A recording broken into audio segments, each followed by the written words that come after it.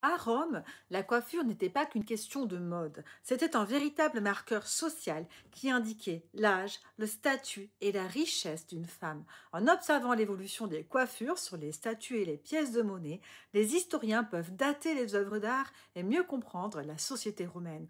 Passons en revue trois grandes périodes pour voir comment les styles ont changé de la simplicité de la République à l'exubérance de l'Empire. La République, troisième siècle avant Jésus-Christ. La simplicité et la modestie. Durant la période républicaine, les valeurs romaines prennent la modestie, la dignité, gravitas, et la simplicité.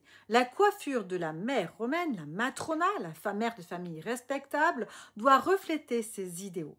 Les cheveux sont le plus souvent séparés par une raie au milieu. Ils sont ensuite tirés vers l'arrière pour être rassemblés en un chignon simple et bas sur la nuque qu'on appelle le nodus, le nœud. Cette coiffure est sobre, élégante, pratique pour la vie de tous les jours. Les femmes mariées portent souvent des vitae, de simples rubans de laine qui maintiennent le chignon et symbolisent leur pureté et leur statut d'épouse. Les deux coiffures illustrent parfaitement cette période. On y voit l'arrêt médiane, le chignon bas, caractéristique de la sobriété républicaine. Passons maintenant au début de l'Empire, le 1er siècle après Jésus-Christ. L'influence de la cour impériale est prépondérante. Avec l'enrichissement de Rome, les coiffures deviennent plus sophistiquées. Les impératrices, comme Livie, l'épouse d'Auguste, lancent des modes depuis la cour impériale. La coiffure devient un moyen d'afficher son statut social. La base reste souvent la même, un chignon, des tresses, mais le devant de la tête se pare de rangées de boucles et d'ondulations. Des tresses complexes commencent à encadrer le visage ou à s'enrouler autour de la tête comme un turban. Le volume devient plus important, nécessitant parfois l'usage de postiches. Les esclaves, spécialisés dans la coiffure, les ornatrix, deviennent indispensables pour les riches romaines. Elles vont utiliser le calamistrum, une tige de fer chauffée dans la cendre qui est l'ancêtre de notre fer à friser. On utilise aussi des poudres pour colorer les cheveux, notamment pour obtenir des teintes blondes ou rousses très à la mode. Voici deux coiffures qui montrent cette évolution. Le chignon est toujours là, mais le front est désormais orné de boucles artistiquement travaillées et de tresses décoratives. L'âge d'or de l'Empire, début du IIe siècle après Jésus-Christ, est marqué par l'exubérance et la complexité.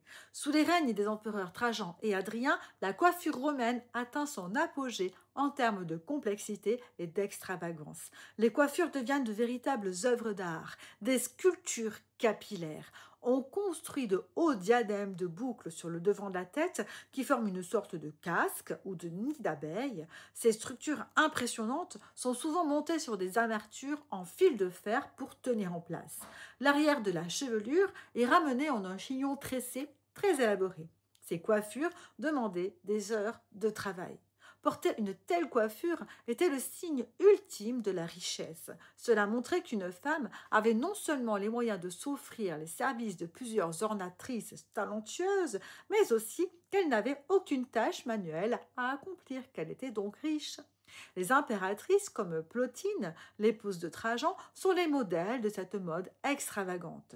Voici deux coiffures qui sont des exemples parfaits de cette période. On voit bien les structures hautes et complexes, faites de boucles et de tresses qui demandaient une technique incroyable.